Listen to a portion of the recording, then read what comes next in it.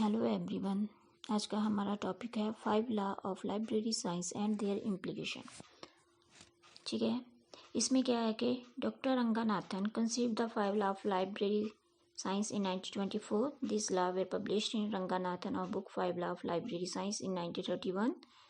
These law have scientific approach in the field of library and information science. Means doctor S R Ranganathan ने 1924 ਵਿੱਚ library ਦੇ 5 ਸਿਧਾਂਤ ਤੇ ਵਿਚਾਰ ਕੀਤਾ ਸੀ ਤੇ 1931 ਵਿੱਚ ਇਹ ਸਿਧਾਂਤ ਜਿਹੜੇ ਆ ਪ੍ਰਕਾਸ਼ਿਤ ਕੀਤੇ ਗਏ ਤੇ ਉਹ ਸਿਧਾਂਤ ਤੇ ਉਹ 5 ਲਾਸ ਕਿਹੜੇ ਸਨ।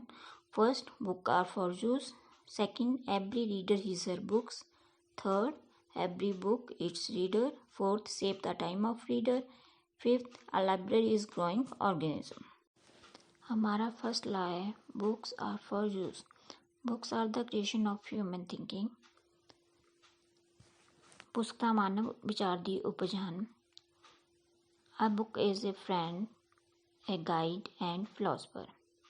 एक पुस्तक चंगे फ्रेंड है, गाइड एंड फिलोसफर है।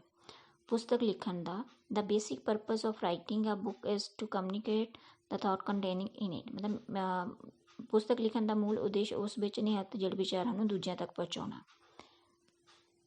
ਇਸ ਉਦੇਸ਼ ਦੀ ਪੂਰਤੀ ਲਈ ਜ਼ਰੂਰੀ ਹੈ ਕਿ ਪੁਸਤਕ ਨੂੰ ਪ੍ਰਯੋਗ ਵਿੱਚ ਰੱਖਿਆ ਜਾਵੇ। ਇਸ ਦਾ ਫਸਟ ਪੁਆਇੰਟ ਹੈ ਲਾਇਬ੍ਰੇਰੀ ਲੋਕੇਸ਼ਨ। ਜੇਕਰ ਲਾਇਬ੍ਰੇਰੀ ਦੀਆਂ ਸੋਮਿਆਂ ਅਤੇ ਸੇਵਾਵਾਂ ਨੂੰ ਪੂਰੀ ਤਰ੍ਹਾਂ ਪ੍ਰਯੋਗ ਵਿੱਚ ਲਿਆਉਣਾ ਚਾਹੁੰਦੇ ਹਾਂ ਤਾਂ ਲਾਇਬ੍ਰੇਰੀ ਦੇ ਪ੍ਰਯੋਗ ਕਰਤਾਵਾਂ ਦੀ ਪਹੁੰਚ ਵਿੱਚ ਸਥਿਤ ਹੋਣੀ ਚਾਹੀਦੀ ਹੈ। ਲਾਇਬ੍ਰੇਰੀ ਦਾ ਸਥਾਨ ਜਿਹੜਾ ਉਹ ਵਧੀਆ ਹੋਣਾ ਚਾਹੀਦਾ ਹੈ। ਲਾਇਬ੍ਰੇਰੀ ਜਿਹੜੀ ਉਹ ਸੰਸਥਾ ਦੇ ਕੇਂਦਰ ਵਿੱਚ ਬਣਾਉਣਾ ਹੀ ਵਧੀਆ ਰਹੇਗਾ, ਜਿੱਥੇ ਮੈਂਬਰਾਂ ਦੀ ਆਸਾਨ ਪਹੁੰਚ ਹੋਵੇ। Second point, library building and furniture. Library ਦੇ ਪ੍ਰਯੋਗ ਵਿੱਚ ਵਾਧਾ ਕਰਨ ਲਈ ਲਾਇਬ੍ਰੇਰੀ ਇਮਾਰਤ ਜਿਹੜੀ ਹੈ ਚੰਗੇ ਢੰਗ ਨਾਲ ਬਣੀ ਹੋਣੀ ਚਾਹੀਦੀ ਹੈ। ਉੱਥੇ ਲਾਇਬ੍ਰੇਰੀ ਵਿੱਚ ਕੁਦਰਤੀ ਅਤੇ ਬਨਾਵਟੀ ਜਿਹੜੇ ਆ ਬਿਜਲੀ ਦਾ ਪ੍ਰਬੰਧ ਹੋਵੇ, ਸਾਫ਼ ਸ਼ੁੱਧ ਹਵਾ ਦਾ ਪ੍ਰਬੰਧ, ਆਰਾਮਦਾਇਕ ਫਰਨੀਚਰ, ਮੇਜ਼, ਕੁਰਸੀਆਂ ਹੋਣੀਆਂ ਚਾਹੀਦੀਆਂ ਹਨ। Next point, open access. There should be open access system the library. In this system, every reader is free to borrow, help and select any book of his interest. Library ਵਿੱਚ ਖੁੱਲ੍ਹੀ ਪਹੁੰਚ ਪ੍ਰਣਾਲੀ ਹੋਣੀ ਚਾਹੀਦੀ ਹੈ। ਓਪਨ ਅਸੈਸ ਪ੍ਰਣਾਲੀ ਨਾਲ ਕੀ ਹੈ ਕਿ ਪਾਠਕ ਅਲਮਾਰੀਆਂ ਵਿੱਚ ਰੱਖੀਆਂ ਪੁਸਤਕਾਂ ਪੜ੍ਹ ਕੇ ਆਨੰਦ ਪ੍ਰਾਪਤ ਕਰਨ ਲਈ ਸੁਤੰਤਰ ਹੋਣਾ ਚਾਹੀਦਾ ਹੈ। ਇਸ ਪ੍ਰਣਾਲੀ ਅਨੁਸਾਰ ਪੁਸਤਕਾਂ ਨੂੰ ਬੰਦ ਅਲਮਾਰੀਆਂ ਵਿੱਚ ਤਾਲੇ ਵਿੱਚ ਨਹੀਂ ਰੱਖਣਾ ਚਾਹੀਦਾ, ਬਲਕਿ ਖੁੱਲ੍ਹੀ ਅਲਮਾਰੀਆਂ ਵਿੱਚ ਹੀ ਰੱਖਣਾ ਚਾਹੀਦਾ ਹੈ। Next, book selection. The book selection policy of library has its own importance in promoting the use of books. Books must be purchased according with user interest and need. Means ਕਿ ਲਾਇਬ੍ਰੇਰੀ ਪੁਸਤਕਾਂ ਪਾਠਕਾਂ ਦੀ ਰੁਚੀ ਅਤੇ ਜ਼ਰੂਰਤਾਂ ਦੇ ਅਨੁਸਾਰ ਹੀ ਖਰੀਦਣੀਆਂ ਚਾਹੀਦੀਆਂ ਹਨ। ਉਹ ਨਹੀਂ ਖਰੀਦਣੀਆਂ ਚਾਹੀਦੀਆਂ ਜਿਸ ਦੀ ਲਾਇਬ੍ਰੇਰੀ ਵਿੱਚ ਜ਼ਰੂਰਤ ਨਹੀਂ ਹੁੰਦੀ। Next, reference service. According to Ranganathan, the reference service is to establish right contact between right book at right reader at a right time in a right personal way. Means ਸਹੀ ਪੁਸਤਕ ਸਹੀ ਪਾਠਕ ਵਿਚਕਾਰ ਸਹੀ ਸਮੇਂ 'ਤੇ ਸਹੀ ਨਿੱਜੀ ਢੰਗ ਨਾਲ ਸਹੀ ਸੰਬੰਧ ਸਥਾਪਿਤ ਕਰਨਾ। ਜੇਕਰ ਇਹ ਸੇਵਾ ਜਿਹੜੀ ਹੈ ਵਧੀਆ ਢੰਗ ਨਾਲ ਨਿਭਾਈ ਜਾਵੇ ਤਾਂ ਲਾਇਬ੍ਰੇਰੀ ਵਿੱਚ ਦਸਤਾਵੇਜ਼ਾਂ ਦੇ ਪ੍ਰਯੋਗ ਵਿੱਚ ਵਾਧਾ ਹੋਵੇਗਾ। Next, self arrangement. There are so many ways to arrange books on the shelves. These can be arranged according to subject, author, size, publisher, year of publication. The most helpful and popular way is to arrange the books on shelves subject-wise. If books are arranged subject-wise, more users would find it helpful and more books would be used. Means कि जो books ਦੀ arrangement ਹੈ ਉਹ subject wise ਵੀ ਹੁੰਦੀ ਹੈ, author wise ਵੀ ਹੈ, size wise ਵੀ ਹੈ, publisher wise ਵੀ ਹੈ, air of publication wise ਵੀ ਹੈ। ਲੇਕਿਨ ਜ਼ਿਆਦਾਤਰ ਡਿਮਾਂਡ ਕਿਹਦੇ 'ਤੇ ਹੁੰਦੀ ਹੈ? ਵਿਸ਼ੇ ਦੇ ਅਕੋਰਡਿੰਗ ਹੁੰਦੀ ਹੈ। ਇਸ ਲਈ ਜੇਕਰ ਅਰੇਂਜਮੈਂਟ ਉਹਨਾਂ ਦੇ ਅਕੋਰਡਿੰਗ ਹੋਵੇ ਤਾਂ ਉਹ ਆਸਾਨੀ ਨਾਲ ਪੁਸਤਕ ਨੂੰ ਲੱਭ ਸਕਦੇ ਹਨ। ਨੈਕਸਟ ਹੈ maintenance. Cleaning and dusting of book should be regular and routine. ਪੁਸਤਕਾਂ ਦੀ ਸਫਾਈ ਅਤੇ ਝਾੜ ਜਿਹੜੀ ਝਾੜ ਪੂੰਝਾ ਟਾਈਮ ਟੂ ਟਾਈਮ ਹੋਣੀ ਚਾਹੀਦੀ ਹੈ। ਪਾਠਕ ਨੂੰ ਠੀਕ ਢੰਗ ਦੇ ਨਾਲ ਪੁਸਤਕਾਂ ਨੂੰ ਰੱਖਣਾ ਚਾਹੀਦਾ ਹੈ। ਘੱਟ ਪ੍ਰਯੋਗ ਵਾਲੀਆਂ ਜਿਹੜੀਆਂ ਬੁੱਕਸ ਹੈ ਉਹਨਾਂ ਨੂੰ ਇੱਕ ਸਾਈਡ 'ਤੇ ਰੱਖਣਾ ਚਾਹੀਦਾ ਹੈ ਅਤੇ ਇਸ਼ੂ ਰਿਟਰਨ ਵਾਲੀਆਂ ਪੁਸਤਕਾਂ ਨੂੰ ਜਲਦੀ ਹੀ ਉਹਨਾਂ ਦੀ ਜਗ੍ਹਾ 'ਤੇ ਰੱਖ ਦੇਣਾ ਚਾਹੀਦਾ ਹੈ। ਨੈਕਸਟ ਪੁਆਇੰਟ, ਲਾਇਬ੍ਰੇਰੀ ਟੈਕਨੋਲੋਜੀ ਜਾਂ library techniques. There should be proper classification and cataloging of documents for promoting the use of library material. ਦਸਤਾਵੇਜ਼ਾਂ ਦਾ ਠੀਕ ਵਰਗੀਕਰਨ ਤੇ ਸੂਚੀ ਬਣਾਈ ਜਾਣੀ ਚਾਹੀਦੀ ਹੈ ਤਾਂ ਜੋ ਲਾਇਬ੍ਰੇਰੀ ਪ੍ਰਯੋਗ ਵਿੱਚ ਵਾਧਾ ਹੋ ਸਕੇ। Next, library staff. ਲਾਇਬ੍ਰੇਰੀ ਦੀ ਇਮਾਰਤ, ਆਰਾਮਦਾਇਕ ਫਰਨੀਚਰ, ਸਮੱਗਰੀ ਜੋ ਵੀ ਲਾਇਬ੍ਰੇਰੀ 'ਚ ਸਮੱਗਰੀ ਹੈ ਨਾਲ ਲਾਇਬ੍ਰੇਰੀ ਸੇਵਾਵਾਂ ਦਾ ਲਕਸ਼ ਜਿਹੜਾ ਆ ਪੂਰਾ ਨਹੀਂ ਹੁੰਦਾ। ਲਾਇਬ੍ਰੇਰੀ ਵਿੱਚ ਉੱਚ ਸਿੱਖਿਅਤ ਸਟਾਫ ਹੋਣਾ ਚਾਹੀਦਾ ਹੈ। ਲਾਇਬ੍ਰੇਰੀ ਸਟਾਫ ਨੂੰ ਪੁਸਤਕਾਂ ਦੀ ਸੇਵਾ ਲਈ ਤਿਆਰ ਰਹਿਣਾ ਚਾਹੀਦਾ। ਮੀਨਸ ਲਾਇਬ੍ਰੇਰੀ ਜਿਹੜਾ ਸਟਾਫ ਹੈ ਉਹ ਐਜੂਕੇਟਿਡ ਹੋਣਾ ਚਾਹੀਦਾ ਹੈ, ਉਸਨੂੰ ਹਰ ਤਰ੍ਹਾਂ ਦੀ ਨੌਲੇਜ ਹੋਣੀ ਚਾਹੀਦੀ ਹੈ ਤਾਂ ਜੋ ਉਹ ਬੱਚਿਆਂ ਦੀ ਮੀਨਸ ਸਟੂਡੈਂਟ ਦੀ ਹੈਲਪ ਕਰ ਸਕਣ। Next, publicity. ਲਾਇਬ੍ਰੇਰੀ ਵਿੱਚ ਜੋ ਨਵੀਆਂ ਬੁੱਕਸ ਖਰੀਦੀਆਂ ਜਾਂਦੀਆਂ ਹਨ ਉਹਨਾਂ ਦੇ ਬਾਰੇ ਪਾਠਕਾਂ ਨੂੰ ਸੂਚਨਾ ਜ਼ਰੂਰ ਦੇਣੀ ਚਾਹੀਦੀ ਹੈ। ਨਵੀਆਂ ਪੁਸਤਕਾਂ ਨੂੰ ਪ੍ਰਦਰਸ਼ਨ ਰੈਕ 'ਤੇ ਰੱਖਿਆ ਜਾਣਾ ਚਾਹੀਦਾ ਹੈ ਤਾਂ ਜੋ ਪਾਠਕਾਂ ਨੂੰ ਉਹਨਾਂ ਬਾਰੇ ਪਤਾ ਚੱਲ ਸਕੇ ਕਿ ਲਾਇਬ੍ਰੇਰੀ ਵਿੱਚ ਕਿਹੜੀ ਪੁਸਤਕ ਨਿਊ ਆਈ ਹੈ ਅਤੇ ਉਹ ਉਸ ਨੂੰ ਪੜ੍ਹ ਸਕਣ। Second law, every reader his her books. ਹਰੇਕ ਪਾਠਕ ਨੂੰ ਉਸਦੀ ਪੁਸਤਕ ਪ੍ਰਾਪਤ ਹੋਵੇ। ਦੂਜਾ ਸਿਧਾਂਤ ਪਹਿਲੇ ਕਾਨੂੰਨ ਦੇ ਆਦੇਸ਼ ਨੂੰ ਅੱਗੇ ਵਧਾਉਂਦਾ ਹੈ। ਇਹ ਸਿਧਾਂਤ ਇਸ ਗੱਲ 'ਤੇ ਜ਼ੋਰ ਦਿੰਦਾ ਹੈ ਕਿ ਪੁਸਤਕਾਂ ਸਾਰਿਆਂ ਲਈ ਹਨ। ਇੱਥੇ ਇਹ ਗੱਲ ਸਪਸ਼ਟ ਹੋ ਜਾਂਦੀ ਹੈ ਕਿ ਪੁਸਤਕਾਂ ਕੇਵਲ ਵਿਦਵਾਨਾਂ ਲਈ ਹੀ ਨਹੀਂ ਪਰੰਤੂ ਅਮੀਰ, ਗਰੀਬ, ਸਾਖਰ, ਨਿਰਾਖਰ ਲੋਕਾਂ ਲਈ ਵੀ ਹਨ। ਇਸ ਸਿਧਾਂਤ ਦਾ ਪਾਲਣ ਕਰਨ ਦੇ ਲਈ ਰਾਜ ਲਾਇਬ੍ਰੇਰੀ ਅਧਿਕਾਰੀ ਅਤੇ ਪਾਠਕਾਂ ਦਾ ਕੁਝ ਕਰਤੱਵ ਹੈ। First point, obligation of state. ਰਾਜ ਦਾ ਕਰਤੱਵ। ਦੂਜੇ ਸਿਧਾਂਤ ਦੇ ਉਦੇਸ਼ ਨੂੰ ਪ੍ਰਾਪਤ ਕਰਨ ਲਈ ਲਾਇਬ੍ਰੇਰੀ ਸਿਧਾਂਤ ਨਿਰਮਾਣ ਜ਼ਰੂਰੀ ਹੈ। ਇਸ ਸਿਧਾਂਤ ਦਾ ਨਿਰਮਾਣ ਇਸ ਲਈ ਜ਼ਰੂਰੀ ਹੈ ਕਿ ਸਾਰਿਆਂ ਨੂੰ ਮੁਕਤ ਸੇਵਾ ਬਿਨਾਂ ਭੇਦਭਾਵ ਦੇ ਪ੍ਰਦਾਨ ਕੀਤੀ ਜਾ ਸਕੇ। Second point, obligation of library authority. The second law fixes some responsibility of library authority in respect of selection of books. A library has to select books within a particular financial limit. Means ਦੂਜਾ ਸਿਧਾਂਤ library ਅਧਿਕਾਰੀ ਨੂੰ ਪੁਸਤਕਾਂ ਦੀ ਚੋਣ ਲਈ ਜ਼ਿੰਮੇਵਾਰੀ ਪ੍ਰਦਾਨ ਕਰਦਾ ਹੈ ਕਿ ਲਾਇਬ੍ਰੇਰੀ ਨੂੰ ਪੁਸਤਕਾਂ ਦੀ ਚੋਣ ਜਿਹੜੀ ਹੈ ਸੀਮਤ ਵਿੱਤ ਦੇ ਅਨੁਸਾਰ ਕਰਨੀ ਹੁੰਦੀ ਹੈ। ਲਾਇਬ੍ਰੇਰੀ ਉਹਨਾਂ ਪੁਸਤਕਾਂ ਦੀ ਹੀ ਚੋਣ ਕਰੇ ਜਿਸ ਦੀ ਪਾਠਕਾਂ ਨੂੰ ਜ਼ਰੂਰਤ ਹੁੰਦੀ ਹੈ, ਮਤਲਬ ਕਿ ਉਹਨਾਂ ਦੀ ਬੁੱਕਸ ਵਿੱਚ ਰੁਚੀ ਹੁੰਦੀ ਆ, ਉਸ ਦੇ ਅਕੋਰਡਿੰਗ ਹੀ ਜਿਹੜੀ ਹੈ ਬੁੱਕਸ ਦੀ ਚੋਣ ਕਰਨੀ ਚਾਹੀਦੀ ਹੈ। Third point, obligation of staff. Staff ਪਾਠਕਾਂ ਨੂੰ ਉਸ ਦੀ ਪੁਸਤਕ ਪ੍ਰਦਾਨ ਕਰਨ ਲਈ ਉਸ ਦੀ ਉਪਯੋਗਤਾ ਦੱਸ ਸਕਦਾ ਹੈ। ਦੂਜਾ ਸਿਧਾਂਤ ਇਹ ਮੰਗ ਕਰਦਾ ਹੈ ਕਿ ਲਾਇਬ੍ਰੇਰੀ ਵਿੱਚ ਪਾਠਕਾਂ ਨੂੰ ਮਾਰਗਦਰਸ਼ਨ ਕਰਨ ਲਈ ਜੋ ਪੜ੍ਹਿਆ ਲਿਖਿਆ, ਕੁਆਲੀਫਾਈਡ ਅਤੇ ਪ੍ਰਸਿੱਖਿਅਤ ਅਤੇ ਸਮਰਪਿਤ ਅਧਿਕਾਰੀਆਂ ਨੂੰ ਨਿਯੁਕਤ ਕੀਤਾ ਜਾਣਾ ਚਾਹੀਦਾ ਹੈ। Fourth point, obligation of reader.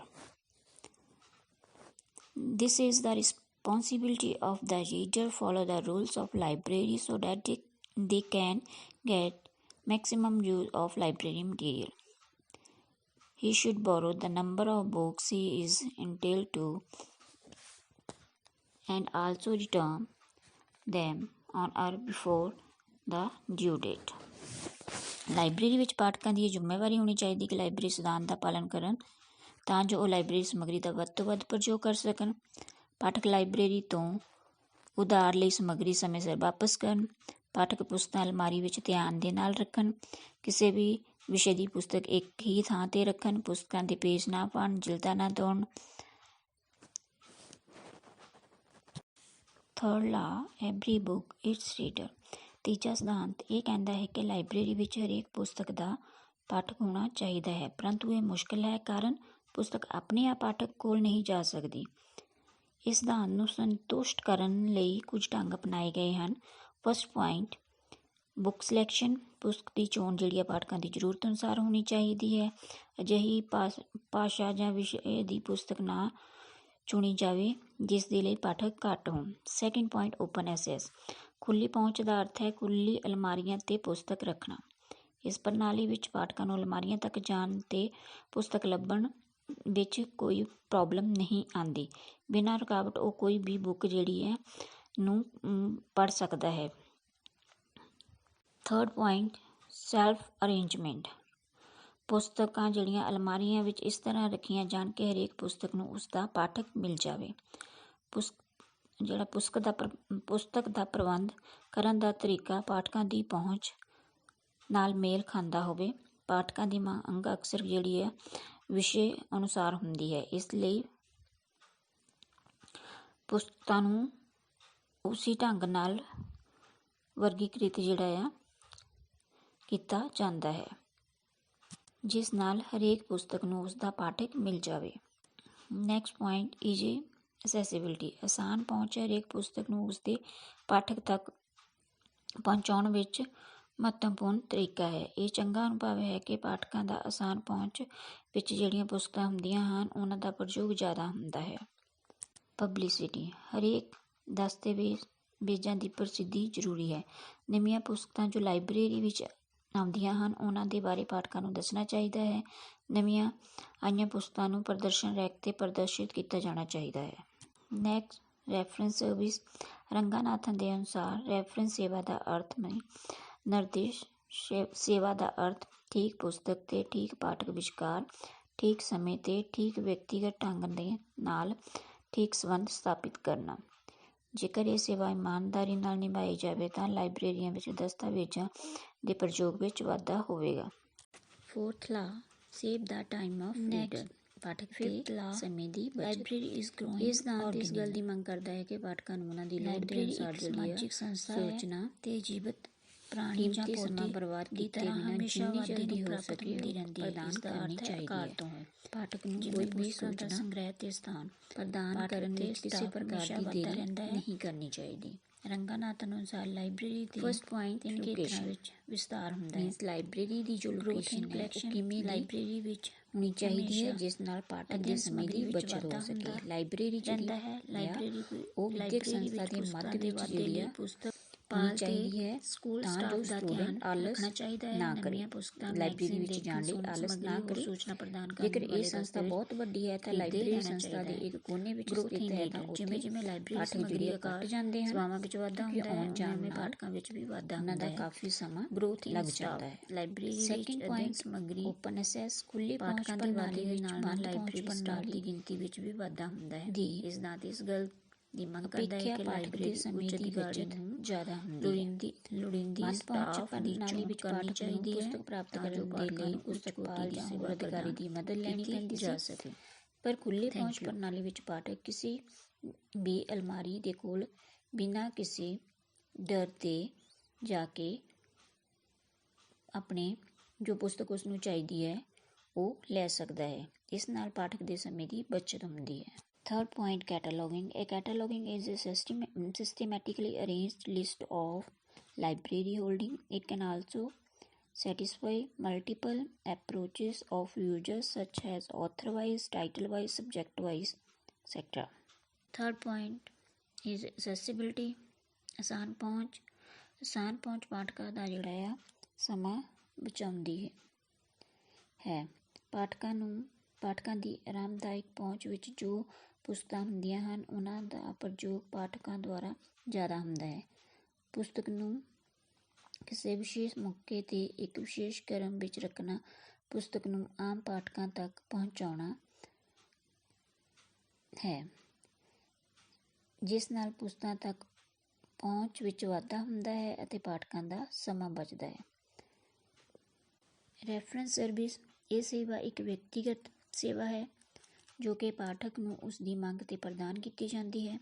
ਚੰਗੇ ਢੰਗ ਨਾਲ ਪ੍ਰਦਾਨ ਕੀਤੀ ਗਈ ਸੇਵਾ ਪਾਠਕ ਦਾ ਬਹੁਤ ਸਾਰਾ ਸਮਾਂ ਬਚਾਉਂਦੀ ਹੈ। ਨੈਕਸਟ, ਸੰਕੇਤ ਪ੍ਰਣਾਲੀ। ਇਸ ਪ੍ਰਣਾਲੀ ਦਾ ਅਰਥ ਹੈ ਕਿ ਸੰਕੇਤ ਦਾ ਵਿਗਿਆਨ। ਦਿਸ਼ਾ ਦਿਖਾਉਣ ਵਾਲੇ ਚਿੰਨ੍ਹ ਲਾਇਬ੍ਰੇਰੀ ਦੇ ਹਰ ਵਿਭਾਗ ਵਿੱਚ ਪਾਠਕ ਦਾ ਮਾਰਗਦਰਸ਼ਨ ਕਰਨ ਲਈ ਲੱਗੇ ਹੋਣੇ ਚਾਹੀਦੇ ਹਨ, ਜਿਸ ਨਾਲ ਪਾਠਕ ਦੇ ਸਮੇਂ ਦੀ ਬਚਤ ਕੀਤੀ ਜਾਂਦੀ ਹੈ। Next point, special sequence of books. ਪੁਸਤਕਾਂ ਦਾ ਵਿਸ਼ੇਸ਼ ਕ੍ਰਮ ਲਾਇਬ੍ਰੇਰੀ ਦੇ ਭਿੰਨ ਸਮੱਗਰੀ ਦੇ ਪ੍ਰਤੀ ਪਾਠਕਾਂ ਦਾ ਧਿਆਨ ਖਿੱਚਦਾ ਹੈ। ਲਾਇਬ੍ਰੇਰੀ ਵਿੱਚ ਆਈਆਂ ਪੁਸਤਕਾਂ ਲਾਇਬ੍ਰੇਰੀ ਪ੍ਰਵੇਸ਼ ਦੇ ਨੇੜੇ ਹੀ ਰੱਖਣੀਆਂ ਚਾਹੀਦੀਆਂ ਹਨ। ਵਿਸ਼ੇਸ਼ ਹਾਲਤ ਜਾਂ ਤਿਉਹਾਰ ਦੇ ਮੌਕੇ 'ਤੇ ਪੁਸਤਕਾਂ ਨੂੰ ਵਿਸ਼ੇਸ਼ ਕ੍ਰਮ ਅਨੁਸਾਰ ਪ੍ਰਦਰਸ਼ਿਤ ਕੀਤਾ ਜਾਏ। ਨੈਕਸਟ, ਫਿਫਥ ਲਾ, ਲਾਇਬ੍ਰੇਰੀ ਇਜ਼ ਗਰੋਇੰਗ ਆਰਗੇਨਿਜ਼ਮ।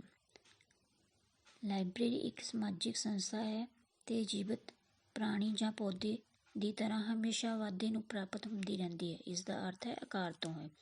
ਜਿਵੇਂ ਪੁਸਤਕਾਂ ਦਾ ਸੰਗ੍ਰਹਿ ਅਤੇ ਸਥਾਨ, ਪਾਠਕ ਅਤੇ ਸਟਾਫ ਹਮੇਸ਼ਾ ਵੱਧਦਾ ਰਹਿੰਦਾ ਹੈ। ਰੰਗਾਨਾਥ ਅਨੁਸਾਰ ਲਾਇਬ੍ਰੇਰੀ ਦੇ 3 ਖੇਤਰਾਂ ਵਿੱਚ ਵਿਸਤਾਰ ਹੁੰਦਾ ਹੈ।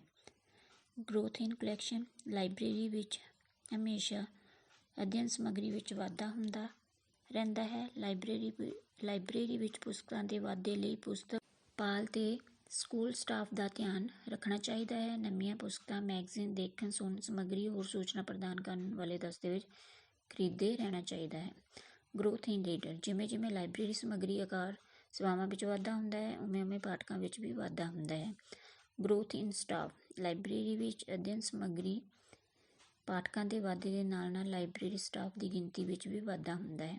ਇਸ ਸਿਧਾਂਤ ਇਸ ਗੱਲ ਦੀ ਮੰਗ ਕਰਦਾ ਹੈ ਕਿ ਲਾਇਬ੍ਰੇਰੀ ਉੱਚ ਅਧਿਕਾਰੀ ਨੂੰ ਲੋੜੀਂਦੀ ਸਟਾਫ ਦੀ ਚੋਣ ਕਰਨੀ ਚਾਹੀਦੀ ਹੈ ਤਾਂ ਜੋ ਪਾਠਕਾਂ ਨੂੰ ਉੱਚ ਕੋਟੀ ਦੀ ਸੇਵਾ ਪ੍ਰਦਾਨ ਕੀਤੀ ਜਾ ਸਕੇ। Thank you.